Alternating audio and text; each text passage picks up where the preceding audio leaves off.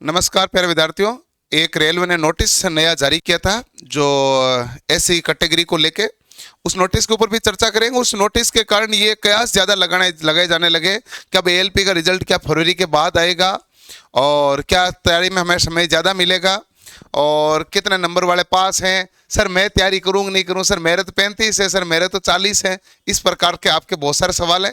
इन सभी सवालों को हम देख लेंगे। सबसे पहले उस नोटिस को भी देख लेते हैं और उसके बाद में आपके उन सवालों के भी आंसर इसके अंतर्गत कर देंगे। सबसे पहली बात, जो रेलवे ने नोटिस जारी किया, ये notice for standing latest community and caste certificate के लिए है, जो ईमेल के थ्रू उन्होंने मंगवाए हैं। Candidate who belong to specific caste but mentioned the community as SC, मतलब शेड्यूल कास्ट। जो स्पेसिफिक कास्ट के हैं और उन्होंने शेड्यूल कास्ट फिलअप कर दी है, उनके लिए है। और कहां पर है, कौन सी किस भर्तियों के लिए है? अटेंशन, उन्होंने कहा है कि CEN 01 2024 यानी एलपी की वैकेंसी के लिए, टेक्नीशियन वैकेंसी के लिए, आरपीएफ की वैकेंसी के लिए, आरपीएफ में सब इंस्पेक्टर वाली, और जेई की वैकेंसी के लिए और पैरामेडिकल की वैकेंसी के लिए, इन सभी के लिए उन्होंने कहा 3 भाई कंडीशन है, ध्यान से देख लीजिए। पहला, जो belong to Pan, Swasi, PNR और तांती या तत्वा, तांती और तत्वा कास्ट ओरिजिनली। दूसरा, and also belong to Bihar state, और यह माइग्रेटेड हो जाए, बिहार स्टेट से बिलोंग करते हैं, बिहार से माइग्रेट हो गए, चाहे टेम्परेरी या परमानेंट कैसे माइग्रेट हो गए। और वो तीसरा, और also mentioned as SC community, उनके लिए है जो पेन, स्वासी, PNR, तांती तत्वा कास्ट से बिलोंग करते हैं, बिहार या बिहार स्टेट से माइग्रेट हो गए या टेम्परेरी हो गए, उनके लिए है। और उनमें भी उनके लिए जिन्होंने एससी कम्युनिटी उसके अंतर्गत फील किए। जैसे उन्होंने किसी ने मान लो ओबीसी, तो ओबीसी फील किए तो नहीं है, लेकिन जिन्होंने एससी फील किए उनके लिए उनको ये कहा गया है कि भाई candidate who have mentioned their community as SC. ये सुप्रीम कोर्ट का जजमेंट आया था बिहार सरकार और सुप्रीम कोर्ट के वर्सेज। बिहार सरकार ने कुछ जिन जातियों को एससी कैटेगरी में डाला था, सुप्रीम कोर्ट ने इसको हटा दिया था वापस। इसके लिए लेके मामला है। और यहाँ तो वैकेंसी में सेंटर की वैकेंसी है, तो सेंटर का मामला चलना चाहिए था, लेकिन जिसके कारण ये मामला है और ये पूरा चीज समझ लेते हैं। अब इन्होंने क्या देखा है, क्या लिखा भाई, candidate who have mentioned their SC in online application and also originally belong to, ये इन कास्टों से बिलोंग करते हैं, and belong to Bihar state और migrated and temporary from Bihar state only should submit the following detail. उनके लिए डिटेल है। और उनको क्या कहा डिटेल में? पहला, candidate must submit A self attested scan copy of the latest caste certificate. अब वो EBC मारा, EWS मारा है, OBC मारा, जो भी है, लेटेस्ट कास्ट सर्टिफिकेट है जो इश्यूड कब होना चाहिए? 1 दिसंबर 2024 के बाद इश्यूड होना चाहिए। दूसरी बात करें, इसकी स्कैन कॉपी PDF फॉर्मेट में आपको ईमेल आईडी से भेजनी है, और ईमेल आईडी वही होनी चाहिए जो आपने फॉर्म भरते समय रजिस्टर्ड की थी, उसी ईमेल आईडी से भेजनी है। भेजनी किस ईमेल आईडी पर है? इन ईमेल आईडी पर भेजनी है। तीसरा कह रहा है, ईमेल में क्या क्या आपको इंक्लूड करना है, उसमें लिखना कि आपके एप्लीकेशन का रजिस्ट्रेशन नंबर क्या है, एप्लीकेशन में नाम क्या है, रजिस्टर्ड मोबाइल नंबर क्या है, CEN नंबर, ये ना जैसे CEN नंबर आपके एलपी का CEN 01 2024 है, वैसे old community and caste certificate and the revise community and caste certificate, ये सब कुछ आपको डिटेल देनी है। चौथा है कि आपको भेजना किन पर है, और भेजना आपको इन पर है। एलपी के लिए इस पर भेजना है, टेक्नीशियन के लिए इस पर भेजना है, SI के लिए इस पर भेजना है, जेई के लिए इस पर, और पैरामेडिकल के लिए इसके ऊपर भेजना है। और अगला, the last date to submitting self attested scan copy, जो सेल्फ अटेस्टेड होनी चाहिए, latest community and caste certificate through the registered email to above CN specific mail ID, इन पर भेजनी है। 10 फरवरी 2025 से पहले भेज देनी चाहिए। ठीक बात। और अगला जो इन्होंने कहा है, अब अगली line important, all the candidate who have submitted latest community and caste certificate will be considered for further stage of recruitment as per the revised caste। ये कह रहा है उसके बाद ही वो अगले स्टेज के लिए, जो रिक्रूटमेंट के लिए योग्य रहेगा भाई। All the candidates who have submitted latest community caste certificate will be consider उसी को जो आपने लेटेस्ट भेजोगे कि भैया मैं ओबीसी में हूं, अभी भी मैं एससी में हूं, जो लेटेस्ट भेजोगे उसी के अनुसार उसको आगे स्टेज में मान्य किया जाएगा। इसलिए बात यह है, जब रिजल्ट आता है तो रिजल्ट में तो यह भी आता है कि ओबीसी की कट ऑफ ये है, जनरल की ये है, एससी की ये है, एसटी की ये है, सबकी अलग अलग कट ऑफ आती है। तो जब इसमें कैंडिडेट कभी फाइनल नहीं है, कैंडिडेट से उन्होंने डेट मांगी है, तब तक तो यही मामला रहेगा। दूसरा मामला, if any of such candidate who do not respond to this notice and do not send their self attested scanned latest caste certificate issued on or after, इसके बाद में यदि वो भेजते हैं 1 दिसंबर 2024 के बाद का बना हुआ भेजना चाहिए, और सबमिशन की डेट है जो 10 फरवरी 2025 है। यदि वो नहीं भेजता है तो उसको अनरिजर्व कैटेगरी में यानी कि जनरल में काउंट किया जाएगा। ये नोटिस है। इस नोटिस से हमें ये पता चल जाता है मोस्ट के बहुत ज्यादा चांसेस ये हो गए कि 10 फरवरी 2025 तक तो वो कास्ट सर्टिफिकेट ले रहे हैं। और ये तो है नहीं कि ये जो कैंडिडेट है केवल बिहार के आरआरबी में फॉर्म भरे हैं।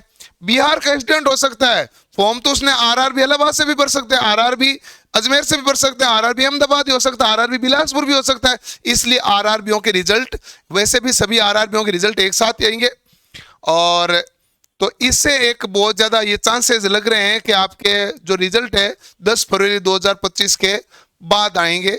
क्योंकि यदि इसको सही मतलब इस तरीके से देखा जाए कि आपको किसी की भी कट ऑफ निकालोगे तो कट ऑफ तो उस हिसाब से, अब बंदा तो मान लो एससी के अंतर्गत उन्होंने भर रखा है और उसको एससी में पास कर दिया, अब उसने लेटेस्ट मांगा है, वो एससी वाले की कट ऑफ मान लो चली गई 32 नंबर और एसटी की कट ऑफ गई मान लो 30 नंबर, तो बताओ कि हो सकता है वो एसटी में आए। वैसे तो ओबीसी में आ रहे हैं, लेकिन जब तक उनको नई कार्ड सर्टिफिकेट नहीं देंगे तो ये कौन डिसाइड करने वाले रहेंगे कि उसको एससी में पास करें, एसटी में करें, ओबीसी में करें, अनरिजर्व में करें। 10 फरवरी तक नहीं आएगा तो उसको अनरिजर्व माना जाएगा, नहीं तो ये वेट करेंगे इनका कि तुम एससी में हो तो एससी का सर्टिफिकेट दे दो, नहीं हो तो आपको ओबीसी में हो तो ओबीसी का दे दो, ओबीसी में नहीं हो तो जनरल में ऑटोमेटिक माने जाओगे। ये मामला है। इसके कारण आपका जो परीक्षा है थोड़ी सी देरी से होने की संभावना नजर आ रही है, लेकिन इसको पूर्णतः सत्यता न मानते हुए आप, हो सकता है कि रेलवे कुछ रिजल्ट जारी कर दे कोई अलग तरीके से, भाई मुझे नहीं आइडिया, लेकिन मेरे हिसाब से तो होना नहीं चाहिए, फिर भी कोई कर दे तो रेलवे है। ये अपनी तैयारी को अच्छी रखनी चाहिए। जैसे आपने एलपी में सीबीटी 1 में नंबर लेके आए, अब एलपी सीबीटी 1 में भी बच्चों के अलग अलग टेंशन है। सर मेरे 42 नंबर है मैं क्या करूं, सर मेरे 35 नंबर है मैं क्या करूं, सर मेरे 32 नंबर है मैं क्या करूं। देखो भाई, पहली बात तो जिसके 42 है, 45 है, 35 ऊपर है, वो सब पास है, ठीक बात है।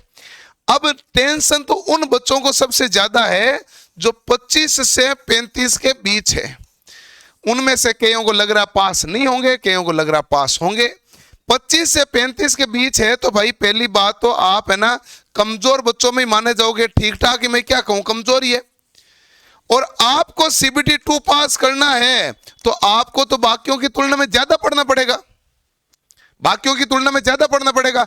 तुम भाई, मैं ये नहीं कह रहा एडमिशन लो, लेकिन तुम ये तो देखो कि यहां तो तुम वर्कशॉप कैलकुलेशन वाला भाग तैयार कर लो या तुम ट्रेड वाला तैयार कर लो, कोई सा एक भाग तो तैयार कर लो, पहले से मजबूत कर लो। मैथ रीजनिंग तो अच्छी रखो, और इनमें से या तो पार्ट ए का कुछ भाग तैयार करो या पार्ट बी का करो। क्योंकि जब आपके नंबर 32 है, आपके नंबर 35 है, और जिस दिन रिजल्ट आया उस दिन आपको पता चला आप पास हो गए हैं और परीक्षा 1 महीने में है, तो आपके लिए ए और बी दोनों भाग 1 महीने में तैयार करना थोड़ा भारी पड़ेगा। क्योंकि इतने भी बहुत ज्यादा होशियार होते तो आपके नंबर ज्यादा अच्छे होते। नंबर कम है इसका मतलब है आपकी कैलकुलेशन कमजोर है, और पेपर कैलकुलेटिव नेचर का है, ये सत्यता है। इसलिए अपना कोई ना कोई भाग पर मजबूती बढ़ाओ, ताकि जिस दिन रिजल्ट आए उस दिन आपके पास पढ़ने के लिए ऑप्शन रहे और आपके पास ये जज्बा रहे कि हाँ मैं बाकी का एक सब्जेक्ट है मैं पढ़ लूंगा। जैसे पार्ट ए कंप्लीट कर लिया तो पार्ट बी मैं कर लूंगा, 1 महीना पढ़ा मैं हो जाऊंगा ट्रेड में पास, या ट्रेड पहले पढ़ ली तो मैं ड्राइंग पढ़ लूंगा। ऐसे यदि दोनों ही नहीं पढ़ा तो दोनों ही मैं 1 महीने में पढ़ लूंगा, तो वो थोड़ा दिक्कत है भाई। 50 ऊपर नंबर बच्चे नंबर है, मान लो किसी 55 नंबर है तो उसको दिक्कत नहीं, उसकी कैलकुलेशन बहुत अच्छी है तभी तो उसके नंबर अच्छे हैं। वो फिर भी चांसेज है कि वो पढ़ लेगा, फिर भी चांसेज है। इस बच्चे का तो कैलकुलेशन भी कमजोर है तभी तो नंबर कम है। नहीं तो मैं तो रीजनिंग मिला के भी तो 45 नंबर की आई है। मैं तो रीजनिंग साइंस को छोड़ो, और साइंस भी तो आसान है, इतनी कुछ साइंस आई नहीं टप। इसलिए आपको कोई ना कोई भाग तैयार करना चाहिए। पिछली बार जिन बच्चों ने ऐसी लापरवाहियां बरती है, लास्ट में सीबीटी 2 देने भी बहुत जने नहीं गए। 92 या 90% के आसपास थी अटेंडेंस सीबीटी 2 के अंदर। ये जाके देख लो 2019 के एग्जाम हुए थे 21, 22 और 23 जनवरी को। ये वास्तविकता है। इसलिए अपनी पढ़ाई जारी रखो। यदि आपको लगता है आप तो नहीं पास होंगे और आपके पास दूसरा ऑप्शन है तो आईटीआई वालों को ग्रुप डी की वैकेंसी आ गई है और आईटीआई वाले ही हैं उसमें, 27,000 पद है, उसके लिए कर लो। क्योंकि आपने जो पढ़ा है उसमें थोड़ा सा और एफर्ट डालो। टेक्नीशियन के लिए आपने पढ़ा, एलपी के लिए पढ़ा, थोड़ा एफर्ट डालो आप, है ना। यदि ज्यादा के भाई मैं तो एलपी पास नहीं होऊंगा तो उसके लिए मेहनत करो। अब आप घर बैठ जाओगे ऐसा मैं तो सीजीएल में बन जाऊंगा, ऐसा तो सीजीएल बनोगे नहीं तुम, नहीं तो सीजीएल इंस्पेक्टर बनना है। यदि आपके पास अच्छे नंबर हैं तो सेकंड स्टेज की तैयारी करो। कमजोर नंबर है तो आप दोनों में से एक भाग के ऊपर चांस ले सकते हो। मेरे हिसाब से तैयारी नहीं करनी चाहिए, लेकिन एक से एक ऊपर चांस ले सकते हो। फिर भी जिस बच्चे को लगता है मैं तो पास होऊंगा ही नहीं, गुरुजी तो ऐसे ही कहते हैं, होता है। अब आप ऐसे बहुत जने कमेंट भी करते हैं, वो भाई ग्रुप डी की करो। आपने पूरा कोर्स कर रखा है, सब कोर्स आपके पास है, बैठ के पढ़ो। आपको पढ़ने की आवश्यकता है। किसकी आवश्यकता है? आपको पढ़ने की आवश्यकता है। पढ़ाई करो और पढ़ने से ही भला होना है, बिना पढ़ाई तो कोई भला होना नहीं है, ये मामला है। और दूसरा है कि आप टेक्निकल की तैयारी कर रहे हैं तो कौटिल्य क्लासेज में रामबाण बुक इलेक्ट्रीशियन थ्योरी की ब्रह्मास्त्र बुक, ये है ऑब्जेक्टिव 11,500, ये थ्योरी की बुक, ये फिटर की बुक है, डीजल की बुक, डीजल फिटर की ऑब्जेक्टिव और थ्योरी मिक्स है। इलेक्ट्रीशियन में थ्योरी की ये बुक है और ऑब्जेक्टिव ये बुक है।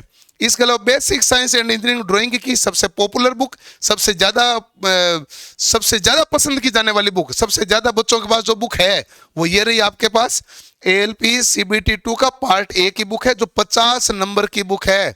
50 नंबर का मैटर इसी बुक से है। ये बुक रही, 5 खंड इसके अंतर्गत है।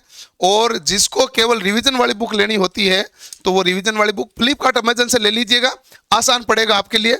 जो भी बुक लेते हैं, ये जो रिवीजन वाली बुक है पूर्णतः रंगीन है और आपके लिए छोटी बुक है, आराम से ट्रेड को चुटकियों में पास कर लोगे।